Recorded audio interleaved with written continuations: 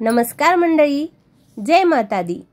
आज आपण जाणून घेणार आहोत की अष्टमी नवमीला हलवा, पुरी आणि चण्याच्या प्रसादाचा भोग का चढवतात आणि या प्रसादामागचा खास आध्यात्मिक आणि आयुर्वेदिक महत्त्व काय आहे।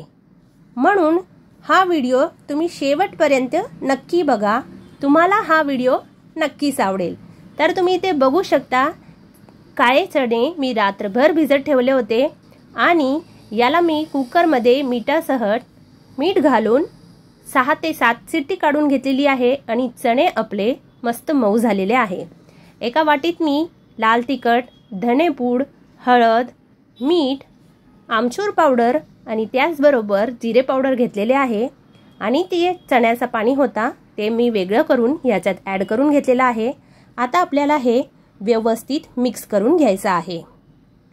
अष्टमी नवमीचा महत्त्व। नवरात्रीच्या अष्टमी नवमीच्या दिवशी कन्यापूजन केलं जातं, ज्याला कंजक पूजन असे देखील म्हणतात। 9 किंवा 11 लहान मुलींना देवी स्वरूप मानून त्यांना प्रसाद दिलं जातं। प्रसादात आपण काय देतो तर हलवा, पुरी आणि चणा।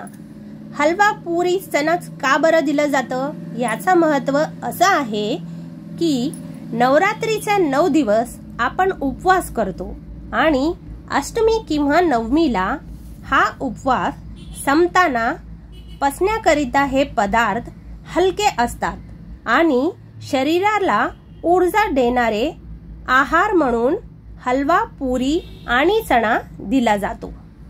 तर तुम्ही इथे बघू शकता, एका पॅन मध्ये मी तेल घेतलेलं आहे, याच्यात हिरवी मिरची आणि किसलेला आलं घालून याच्यात लाल तिखट, हळद आणि त्याचबरोबर धनेपूड घालून थोडंसं आपण याला भाजून घेऊया।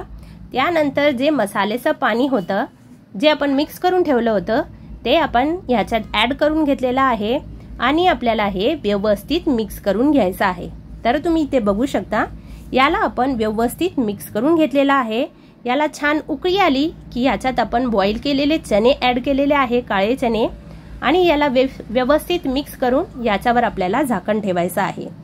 तर काळे चण्याचा काय महत्त्व आहे तर काळा चणा सात्विक आणि पौष्टिक असतं।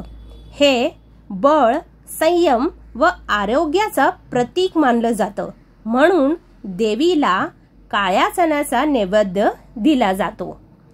आता आपण बघणार आहोत की इथे मी एका कढाईमध्ये घेतलेला आहे 2 चमचे साजूक तूप, त्याचबरोबर घेतलेला आहे एक छोटी वाटी भरून रवा। तर रवा तुम्ही जाड किंवा बारीक कोणतंही घेऊ शकता। तर याला आपल्याला व्यवस्थित भाजून घ्यायचं आहे। तर नवरात्रीमध्ये हलव्याचं काय महत्त्व आहे तर हलवा गोड पदार्थ आहे, हे समृद्धी व आनंदीचा प्रतीक आहे, म्हणून देवीला हलव्याचा नैवेद्य दिला जातो। तर इथे आपण जे रवा होतं ते व्यवस्थित भाजून घेतलेला आहे। याला आपण भाजल्यानंतर एक वाटीभर मी इथे दूध ॲड करून घेतलेलं आहे। तुम्हाला दूध ॲड करायचं नसेल तर तुम्ही पाणी सुद्धा ॲड करू शकता। झाकण लावून 2 ते 3 मिनिटं छान आपण याला वाफ काढलेली आहे। मस्त जे रवा आहे ते फुललेला आहे। आता आपल्याला हे व्यवस्थित मिक्स करून जितका आपण रवा घेतलेला होता तितकाच मी इथे साखर ॲड करून घेणार आहे। जर तुम्हाला साखर ॲड करायची नाहीये तर तुम्ही इथे गूळ सुद्धा वापरू शकता। तर व्यवस्थित साखर आपल्याला याच्यात मिक्स करून घ्यायची आहे आणि झाकण लावून पुन्हा याला 4 ते 5 मिनिटं आपल्याला व्यवस्थित शिजवून घ्यायचं आहे, म्हणजे जे हलवा आहे आपला ते व्यवस्थित इथे शिजणार। तर 5 ते 6 मिनिटं झालेले आहे। साखर आपली व्यवस्थित वितळून झालेली आहे, तुम्ही बघू शकता। आता आपल्याला छान याला व्यवस्थित मिक्स करून घ्यायचं आहे। तर छान मऊ झालेला आपला हे हलवा। आता आपल्याला याच्यात थोडीशी एक पाव चमचा इतकी वेलची पूड ॲड करून घ्यायची आहे आणि त्याचबरोबर एक 2 चमचे इतके काजू आणि बदामाचे जे काप आहे ते ॲड करून घ्यायचं आहे। व्यवस्थित याला मिक्स करून घ्यायचं आहे आणि थंड करून एका बाजूला साईडला ठेवून घ्यायचं आहे। तर तुम्ही इथे बघू शकता, व्यवस्थित आपला हे नैवेद्याचा हलवा बनवून तयार झालेला आहे।